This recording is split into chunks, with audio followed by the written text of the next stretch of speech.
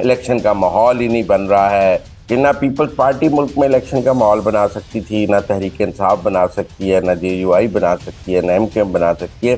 اگر نواز شریف نہیں نکلے گا تو الیکشن کا ماحول نہیں بنے گا۔ نون لیگ کی سیاست ختم ہو گئی ہے، نواز شریف نہیں نکل رہا، نون لیگ جلسے نہیں کر رہی، نون لیگ ٹکٹیں تقسیم نہیں کر رہی۔ اگر بندے نے بجلی کا بل نہ دیا ہو تو وہ الیکشن نہیں لڑ سکتا، لیکن بندے نے اگر جی ایچ کیو پہ حملہ کیا ہو تو وہ الیکشن لڑ سکتا ہے۔ آپ فوج کو دیوار کے ساتھ مت لگائیں 9 مئی کے حوالے سے۔ السلام علیکم، میں ہوں صوبیہ اشرف، پروگرام اندر کی بات مزمل سوروردی کے ساتھ۔ مسلم لیگ نون نے انتخابی مہم کے لیے شیڈول مرتب کر لیا ہے اور 15 جنوری سے کہاں کہاں جلسے کیے جائیں گے، اسی حوالے سے مزمل صاحب سے ہم اندر کی بات جانیں گے۔ السلام علیکم مزمل صاحب۔ السلام علیکم جی، کیا حال ہے؟ سب ٹھیک ٹھاک ہیں؟ اللہ کا شکر ہے۔ مزمل صاحب یہ بتائیں کہ 15 جنوری سے مسلم لیگ نون کہاں کہاں جلسے جو ہے وہ کر رہی ہے اور کیا انہوں نے سوال یہ نہیں ہے کہاں کہاں جلسے کر رہی ہے، سوال یہ ہے کہاں کہاں نہیں کر رہی ہے۔ 60 جلسوں کا اعلان کر دیا انہوں نے 15 ڈویژن میں، پورے پاکستان میں جلسے کر رہے ہیں۔ اب 60 جلسے نواز شریف تو نہیں کر سکتے، انہوں نے پیئرز بنائے ہیں، کئی جگہ نواز شریف کریں گے، کئی جگہ مریم اور شہباز شریف کریں گے، کچھ جگہ حمزہ بھی جائیں گے اس طرح۔ لیکن اوور آل الیکشن کیمپین میں 60 جلسے پلان کیے ہیں انہوں نے 15 جنوری سے 8 فروری تک۔ ایک ایک دن میں 2 3 جلسے 2 3 جگہ ہوں گے، کسی جگہ مریم جاری ہوں گی، کسی جگہ شہباز شریف، کسی جگہ نواز شریف، اور اس طرح پورے ملک میں کیمپین کرنے کا انہوں نے ایک پلان بنایا۔ بہت لوگ سوال کر رہے تھے کہ جی نواز شریف صاحب تو جاتی عمرہ کے حجرے سے ہی نہیں نکل رہے ہیں، مسلم لیگ نون کیمپین ہی نہیں کر رہی ہے، الیکشن کا ماحول ہی نہیں بن رہا ہے، نواز شریف جو ہیں وہ باہر نکلیں گے تو الیکشن کا ماحول بنے گا۔ بات ٹھیک ہے کہ نہ پیپلز پارٹی ملک میں الیکشن کا ماحول بنا سکتی تھی، نہ تحریک انصاف بنا سکتی ہے، نہ جے یو آئی بنا سکتی ہے، نہ ایم کیو ایم بنا سکتی ہے۔ ملک میں الیکشن کا ماحول صرف نواز شریف بنا سکتا ہے۔ جب نواز شریف نکلے گا تو ملک میں الیکشن کا ماحول بنے گا، اگر نواز شریف نہیں نکلے گا تو الیکشن کا ماحول نہیں بنے گا۔ یہ بلاول نے اکیلے جلسے کر کے دیکھ ہی لیا نا، ماحول تو نہیں بنا، اور بھی سب نے، جے یو آئی نے بھی اکیلے جلسے کر کے دیکھ لیے ہیں، ان کا کوئی ماحول بنا ہے؟ ماحول بنے گا جب نواز شریف نکلے گا۔ ہر ایک کو نواز شریف کے نکلنے کا انتظار تھا، تو 15 جنوری سے بنتا یہی تھا کہ جب وہ ٹکٹیں تقسیم کر لیں، نشان الاٹ ہو جائیں 13 جنوری کو، اور یہ پتہ ہو کہ آپ کے حلقے کس جگہ آپ جا رہے ہیں، وہ آپ کا کون امیدوار ہوگا، تو ہی آپ جا کے جلسہ کریں گے نا اس امیدوار کو ساتھ کھڑا کر کے کہ اس کو ووٹ دیں۔ ابھی آپ نے ٹکٹیں تقسیم نہیں کی ہیں، ابھی آپ کو پتہ نہیں ہے کس حلقے سے کون امیدوار ہوگا، آپ جلسہ کرنے چلے جائیں، آپ کسی کے لیے ووٹ مانگیں، کل کو ٹکٹ کسی اور کو دینا پڑ جائے، تو اس لیے یہ ٹھیک سٹریٹجی تھی کہ پہلے ٹکٹیں تقسیم کی جائیں۔ اب پیپل پارٹی کے پاس تو پنجاب میں امیدوار ہی نہیں تھے، وہ کر لیتے جلسے۔ سندھ میں انہوں نے اپنے امیدواران کا اعلان کر دیا کیونکہ انہوں نے جاگیرداروں کو ٹکٹ دینا ہوتا ہے، وہاں پہ کوئی کمپٹیشن ہی نہیں ہے جاگیرداروں کے مقابلے میں۔ آپ بتائیں پیپلز پارٹی نے پورے سندھ میں سے کس ورکر کو ٹکٹ دیا ہے؟ وہی پرانے جاگیردار ہیں جن کے پاس پہلے ٹکٹ تھے، 100% پرانے ٹکٹ انہوں نے ریپیٹ کر دیے ہیں۔ لیکن پنجاب میں ایسے نہیں چلتا، پنجاب میں تو آپ کو کئی جگہ کارکنوں کو بھی ٹکٹ دینے پڑتے ہیں، کئی جگہ وننگ ہارسز ہیں، کئی جگہ ایڈجسٹمنٹ ہے، تو اس لیے پنجاب اور سندھ کے سینیریو میں بہت فرق تھا۔ تو جن لوگوں کو بہت سوال کر رہے تھے کہ جی نواز شریف نہیں نکل رہا، نکلے گا کیسے، پبلک میں لوگ ہوں گے نہیں، ویسے تو 21 اکتوبر کا جلسہ سب کے سامنے ہے، لیکن میں سمجھتا ہوں کہ اب یہ جو 60 جلسے ہیں یہ نہ صرف ملک میں انتخابی ماحول بنا دیں گے بلکہ ان تمام سوالوں کا جواب بھی دے دیں گے جو دوست بار بار پوچھتے تھے کہ نون لیگ کیوں نہیں نکلتی ہے۔ اب ماحول بھی بن جائے گا۔ اب بلاول صاحب بھی مقابلے پہ 60 جلسے کر لیں، پی ٹی آئی کو بھی کہیں کہ 60 جلسوں کا ایک شیڈیول جو ہے وہ سامنے اناؤنس کر دے کہ جی کہاں کہاں کون جلسہ کرے گا۔ تو میرے خیال میں جب نواز شریف کے جلسوں کا شیڈیول آ گیا ہے تو ملک میں انتخابی ماحول بننا شروع ہو جائے گا، کیونکہ سب کو نواز شریف کے جلسوں کا انتظار تھا۔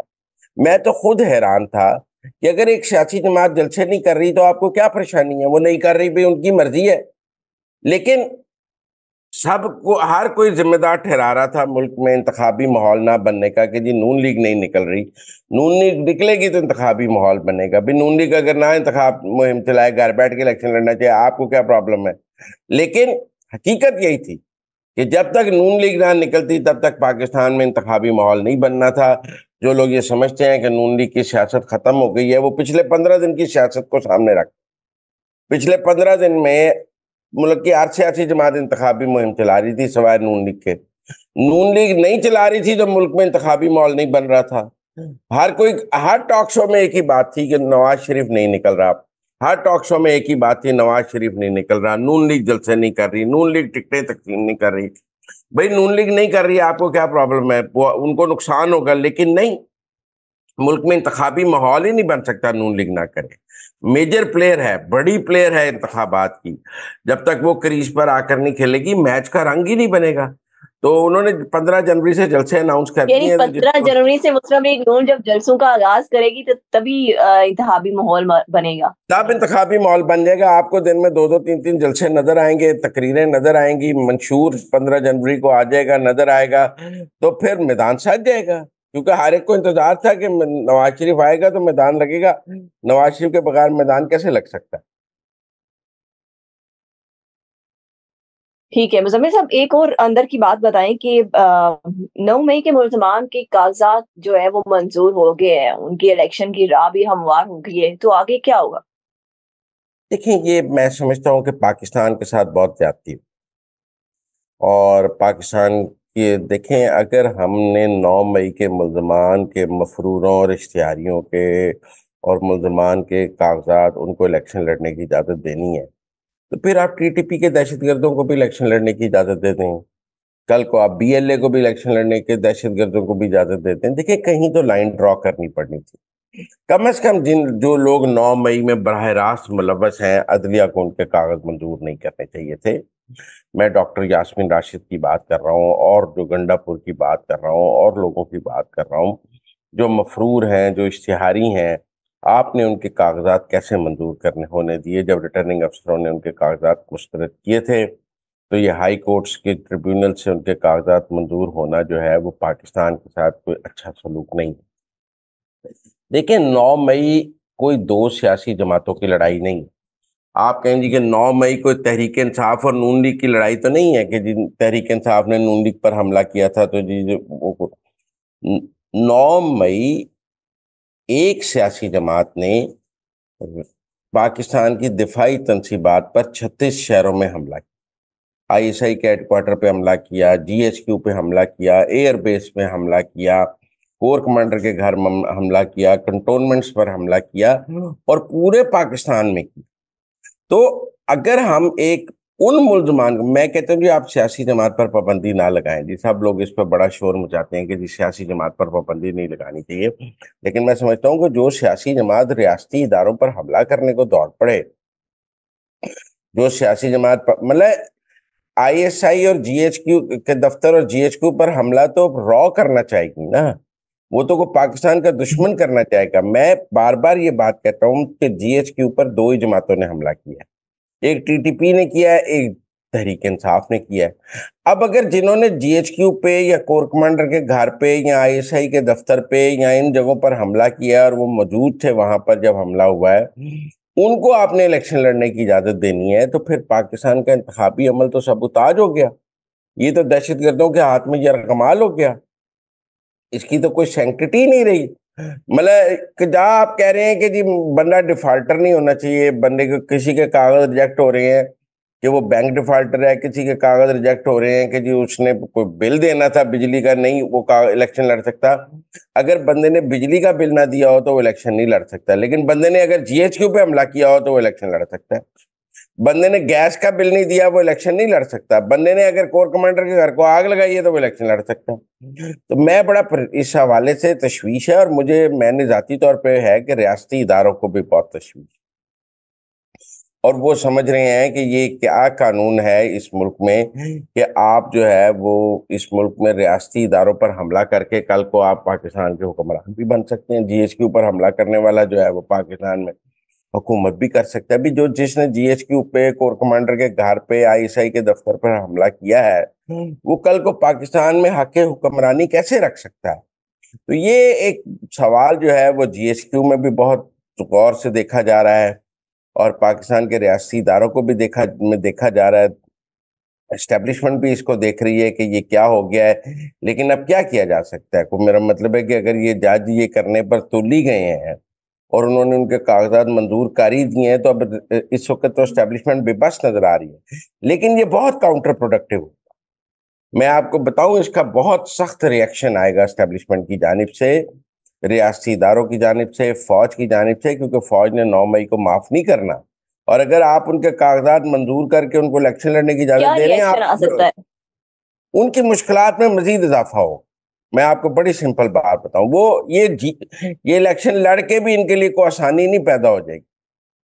آپ فوج کو دیوار کے ساتھ مت لگائیں 9 مئی کے حوالے سے۔ پاکستان کی عدلیہ کو یہ سمجھنا ہوگا کہ اگر 9 مئی کے ملزمان کو وہ اس طرح کھلی چھوٹ دے دے گی، ان کی ضمانتیں لے لے گی، ان کو رہا کر دے گی اور ان کو الیکشن لڑنے کی اجازت دے دے گی، تو آپ پاکستان کی فوج اور پاکستان کے ریاستی اداروں کو دیوار کے ساتھ لگا رہے ہیں، جس کا سخت رد عمل آئے گا اور جس کے جواب میں کچھ بھی ہو سکتا ہے۔ لہذا میں سمجھتا ہوں کہ عدلیہ کو اس کے اوپر سوچنا چاہیے، ابھی بھی راستہ موجود ہے۔ کم از کم جو لوگ 9 مئی کے مقدمات میں براہ راست ملوث ہیں، ان کے کاغذات منظور نہیں ہونے چاہیے، ورنہ یہ اس ملک کے لیے ٹھیک نہیں۔ 9 مئی کے ملزمان کے لیے مزید مشکلات میں اضافہ ہوگا۔ اچھا مزمل صاحب، ایک اور اندر کی خبر بتائیے ذرا۔ بلاول بھٹو نے عمران خان پر تنقید کرنی شروع کر دی ہے، تو کیا پیپلز پارٹی کی جو پارٹی پالیسی ہے اس میں کوئی تبدیلی آ گئی ہے؟ جی، بڑی تبدیلی ہے۔ دیکھیں، جو بلاول بھٹو ہیں انہوں نے یکدم عمران خان پر تنقید شروع کر دی ہے۔ لگتا ہے ان کی ٹیوننگ ہوئی ہے کہیں سے، اور لگتا ہے ان کو کیونکہ پہلے جو تھی، آپ کو پتہ ہے فیصل کریم کنڈی، خورشید شاہ، یہ سب تو پی ٹی آئی کے لیے بڑی سافٹ کارنر کی باتیں کر رہے تھے۔ بلاول بھی پی ٹی آئی کا، عمران خان کا نام نہیں لیتے تھے، سارے حملے نواز شریف پر تھے، ساری برائیاں نواز شریف میں تھیں، سارا قصور نون لیگ کا تھا، سب مہنگائی لیگ اس کو کہہ رہے تھے، اور عمران خان کو تو دودھ کا دھلا پینٹ کیا جا رہا تھا کہ اس سے تو بڑا سافٹ کارنر ہے اور اس کی بڑی ہمدردی ہے۔ لیکن یکدم ہم نے دیکھا ہے کہ پچھلے انٹرویو میں، وہ سائفر والے کیس میں، بلاول عمران خان کے خلاف آئے ہیں، اور پھر ہم نے کچھ بیانات بھی عمران خان کے خلاف دیکھے ہیں، تو کہیں کوئی پالیسی میں تبدیلی نظر آئی ہے، یا تو ان کو کوئی ایڈجسٹمنٹ کی جو خواہش تھی پی ٹی آئی سے وہ پوری نہیں ہوئی ہے، یا ان کا جو اور پی ٹی آئی کے ساتھ کوئی گیم پلان تھا وہ پورا نہیں ہوا، لیکن پالیسی میں تبدیلی ہمیں نظر آتی ہے کہ وہ بلاول جو 15 دن پہلے خان کے لیے سافٹ کارنر رکھتے تھے اور اس کا نام نہیں لینا چاہتے تھے، اب باقاعدہ ٹی وی انٹرویوز میں اس کے خلاف بات بھی کر رہے ہیں اور یہ بھی کر رہے ہیں۔ تو یہ تبدیلی جو ہے یہ بڑی معنی خیز ہے، کیونکہ یہاں تو مہینہ نواز شریف کے خلاف بات کر کے دیکھ لیا، اس کا کوئی رسپانس نہیں ملا، اگلوں نے جواب ہی نہیں دیا۔ نون لیگ نے بلاول کی کسی بات کا جواب دینا مناسب ہی نہیں سمجھا، تو اب میرا خیال ہے پالیسی اب خود کو ریلیونٹ رکھنے کے لیے پی ٹی آئی پہ چڑھے ہیں۔ یہاں میرا مطلب ہے کہ ان کو کچھ ہیٹ اسٹیبلشمنٹ سے بھی آئی ہے کہ آپ کیا کر رہے ہیں، تو میرے خیال میں اس ہیٹ کو چینج کرنے کے لیے اب بلاول جو ہے وہ اپنی لائن اور لینتھ تبدیل کر رہے ہیں، لیکن میرے خیال میں اٹس ٹو لیٹ ناؤ، وہ جو ڈیمیج کرنا چاہتے تھے وہ ڈیمیج ہو گیا ہے۔ تھینک یو مزمل صاحب کہ آپ نے ہمیں اندر کی خبروں سے باخبر کیا۔ مزمل صاحب کے مطابق بلاول بھٹو کی عمران خان پر تنقید بڑی معنی خیز ہے اور یہ مکمل طور پر پارٹی پالیسی میں تبدیلی ہے۔ اس کے ساتھ ہی مجھے اجازت دیں، اللہ حافظ۔